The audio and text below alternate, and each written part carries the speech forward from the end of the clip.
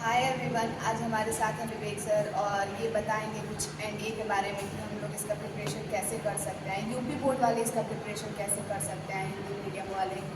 सो विवेक sir, NDA क्या होता है? देखो, एनडीए जो होता है वो उसका फुल फॉर्म होता है नेशनल डिफेंस एकेडमी। जितने भी डिफेंस एस्पिरेंट्स हैं जिनका जज्बा है कि मैं सेना में जाऊं, मैं अपने भारत देश के लिए सेवा करूं, मुझे गर्व है इस बात को सोच के कि इस देश में जितने भी युवा हैं कम से कम डिफेंस एस्पिरेंट्स के लिए तैयार हो रहे हैं। तो सबसे पहले हम ये जानेंगे कि व्हाट इज डिफेंस। डिफेंस से रिलेटेड आजकल की हमारी गवर्नमेंट है वो बहुत ही ज़्यादा एक्टिव हो चुकी है। हम लोग को बहुत सारी सुविधाएं मिलती हैं डिफेंस के थ्रू। तो कहीं ना कहीं जो बच्चे हैं उनको एक्साइटेड रहना चाहिए इसके प्रति। ठीक है, अब आपका जो पहला क्वेश्चन था कि सर एनडीए क्या है, तो एनडीए का मतलब होता है नेशनल डिफेंस एकेडमी। इसकी एग्ज़ाम हर साल में 2 बार होता है जो कि यूपीएससी कंडक्ट कराती है। और इसको क्रैक करने का एक बहुत ही डिसिप्लिन में आप रह के इसको आप क्रैक कर सकते हैं, क्योंकि देखो यही यूपीएससी है जो आईएएस आईपीएस का एग्ज़ाम भी कंडक्ट कराती है, अच्छे लेवल का आईएफएस का भी एग्ज़ाम कंडक्ट कराती है। तो कहीं ना कहीं यूपीएससी अगर इसको कंडक्ट करा रही है तो लेवल थोड़ा सा इसका हाई होता है। अब सबसे बड़ी बात होगी कि सर इसमें एलिजिबिलिटी क्या होती है, क्राइटेरिया क्या होगा एनडीए को, कौन से लोग एनडीए का फॉर्म को फिल कर सकते हैं।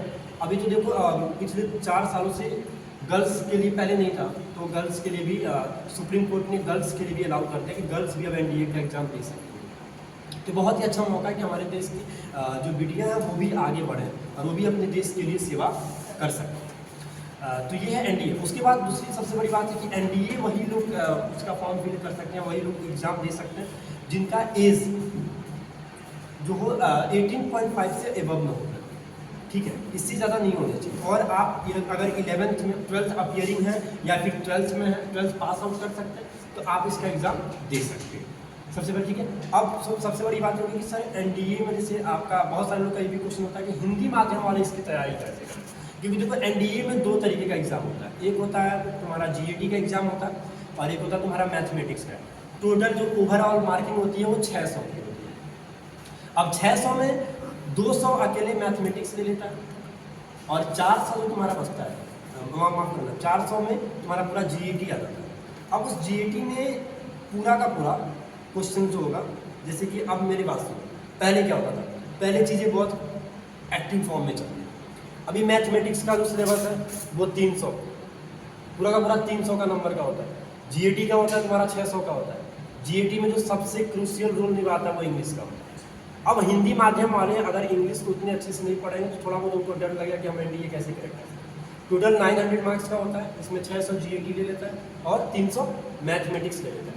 अब अगर आप मैथमेटिक्स के पेपर को कंडक्ट करते हो, मतलब अगर तुम क्लियर करते हो, तभी जाके आप जीएटी का पेपर आपका साइन होगा, अदरवाइज वो साइन होने वाला। तो मैं तो यही कहूँगा कि जितने भी हिंदी मीडियम वाले छात्र हैं जो एनडीए की तैयारी करना चाहते हैं वो कभी ये ना समझें कि हमारी इंग्लिश वीक है, क्योंकि इंग्लिश बहुत कुछ है। आप अगर सेना में बनते हो, लेफ्टिनेंट बन जाते हो, इंडियन एयरफोर्स में जाना जाते हो, उसमें कोई आप एयर विंग्स कमांडर बन जाते हो या फिर वो तमाम बन जाते हो, तो आपको इंग्लिश में बातें करनी है। पता नहीं आपको डिफेंस कहाँ आपको भेजे, किस देश में आपको भेजे, तो आपको इंग्लिश के लिए बहुत स्ट्रॉन्ग करना पड़ेगा। आपको न्यूज़पेपर पढ़ना, छोटे छोटे आर्टिकल्स पढ़ना, नए नए वर्ड्स को जानना, you have to know very careful. तो टोटल हमारा एक ही दिन में दोनों पेपर कंडक्ट होता है, 300 मैथ्स का और 600 जीएटी का। समझ में आ रहा है? तो आपको पहले जीएटी का आपका पेपर साइन होगा, ये कंफर्म नहीं है जब तक आप मैथ्स को क्वालिफाई नहीं करेंगे। समझ में? नेक्स्ट क्वेश्चन आपका क्या है? इसका पेपर कौन और कब करना पड़ता है? मैंने अभी इसके बारे में बताया कि इसका पेपर हर साल यूपीएससी कंडक्ट कराती है, वो साल में 2 बार होता है। साल में 2 बार होता है इसका पेपर। यूपीएससी एनडीए फर्स्ट करके आता है, यूपीएससी एनडीए सेकंड करके आता है। ठीक है, अप्रैल में इसका एक बार एग्जाम होता है, एक बार सितंबर या अक्टूबर में इसकी एग्जाम हर साल कराई जाती है। ठीक है, और इसका जो इंटरव्यू होता है, मैं आपको पहले ही बता दूँ, इसके पहले आपका ये प्रश्न हो तो मैं आपको पहले ही बता दूँ, इसका जो इंटरव्यू होता है वो कम से कम 6-7 राउंड में होता है। तो अगर आप रिटन क्लियर कर लेती हैं तो सबसे पहले आपको भेजा जाएगा कि भैया आपका पीपीटी का आपका एक टेस्ट होता है, पिक्चर पर्सपेक्टिव टेस्ट। उसमें क्या करते हैं कि 2 मिनट के लिए आपको एक हैजी पिक्चर दिखाई जाती है, मतलब पूरा का पूरा वो हैज़ ही रहेगा, आप ये समझ नहीं सकते हो कि ये मुझे क्लियरिटी बिल्कुल नहीं रहेगी। समझ में आ रहा? अब उसके में क्या करना है आपको कि उस पिक्चर को देखना है, देखने के बाद आपको बोला जाएगा कि आपके पास 5 मिनट है, आप इस पर एक कहानी लिखिए। Then you have to write a very, अगर वो कहानी अगर उन लोगों को समझ में आ गई तो फिर आप अगले राउंड के लिए सेलेक्ट होंगे, अदरवाइज आपको फिर वहीं से घर आना पड़ेगा। तो सबसे पहले तो इस समय हमारा फोकस होना चाहिए पूरा का पूरा रिटन है, और रिटन कैसे क्वालिफाई है। तो आप, मैं बार बार कह रहा हूँ कि बिल्कुल मेंटलिटी मत बनाइए कि आप हिंदी मीडियम वाले हैं, क्योंकि जब आप मेंटलिटी बनाएंगे तो आपके लिए दिक्कत हो सकती है। आपको सब कुछ लेके चलना है। और इंग्लिश का क्या है, इंग्लिश के लिए भी तो तमाम आजकल ऑनलाइन प्लेटफॉर्म चल रही है, आप कहीं से किसी भी कोचिंग सेंटर से आप ऑनलाइन सब्सक्रिप्शन लेके पढ़ सकते हो इंग्लिश। अगर आपको ज़्यादा इंग्लिश में प्रॉब्लम है, चीज़ों को बेहतर तरीके से आप समझ सकते हैं, प्रीवियस ईयर का क्वेश्चन आप पढ़ सकते हैं, इससे आपको बहुत ज़्यादा हेल्प मिलने वाली है। और इसके टोटल सब्जेक्ट्स कितने होते हैं? 300 मार्क्स का आपका मैथमेटिक्स होगा, ठीक है, पूरा का पूरा। और 6 जीएटी में कोई भी ऐसा सब्जेक्ट नहीं होगा जो नहीं आता। जीएटी में इंग्लिश आएगा, इंग्लिश हो गया तुम्हारा, जीएस में physics, chemistry, bio, general science, history, civics, geography, polity, ये economics, current affairs, static GK, हर एक चीज़ आने वाली है। इसलिए तो ये 600 मार्क्स का कंडक्ट होता है। तो पूरा का पूरा इंग्लिश अलग कवर कर लिया और 400 में ये पूरा आ रहा है। तो अब बताओ 400 में बाकी सब्जेक्ट और अकेले 200 में इंग्लिश, तो कहीं ना कहीं इंग्लिश में बहुत ज़्यादा पकड़ बनानी पड़ेगी तुमको क्वालिफाई करने। तो सारे सब्जेक्ट ओवरऑल आते हैं। मैथमेटिक्स में आपको थोड़ा सा 11th और 12th का मैथ्स देखना पड़ता है, 11th और 12th का ही मैथ्स इसमें आता है। हिंदी बोर्ड वाले इसका प्रिपरेशन कैसे कर सकते हैं? बोला तो मैंने कि हिंदी माध्यम के जितने भी छात्र और छात्रा हैं, उनको सबसे पहले मैं बार बार बोल रहा हूँ कि आपको वो मेंटलिटी नहीं बनानी है कि आप हिंदी माध्यम से, आप शुरू से ही आप जैसे देखिए पेपर दोनों बोर्ड में आता है, हिंदी में भी आता है, इंग्लिश में भी आता है, दोनों बोर्ड में आपका पेपर आता है। तो आपको क्या करना है कि आपको ज़्यादातर अपनी मैथ्स वगैरह सब कुछ लेके चलनी है साथ में।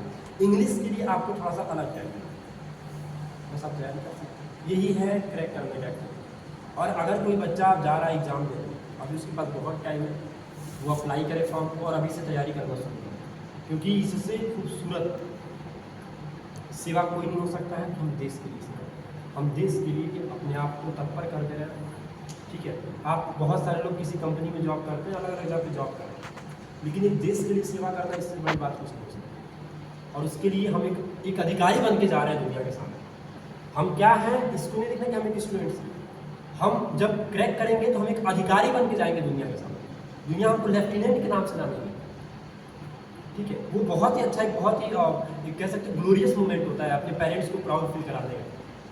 जब लास्ट टाइम में ट्रेनिंग खत्म होती है 4 साल का, जब आपके पेरेंट्स आपको जाएंगे, वो आपको कैप पहनाएंगे, तो बहुत ही अच्छा मोमेंट होता है।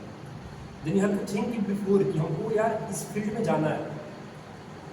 सभी लोग आज इंजीनियर बनना चाहते हैं, डॉक्टर बनना चाहते हैं, कोई कुछ बनना चाहता है, लेकिन एक देश के लिए सेवा करने में जो मजा है वो किसी और फील्ड में नहीं होगा। मैं तो ये कहूँगा कि आप इसके लिए तैयारी कीजिए और यू कैन डू इट, आप इसे बिल्कुल अच्छे से कर सकते हैं। हमको किसी और बोर्ड की तरफ ध्यान नहीं दें कि मेरा हिंदी मीडियम है, इंग्लिश मीडियम, ये मत, आप जाओ और इसकी बेहतरीन तैयारी। Thank you sir, thank you so much.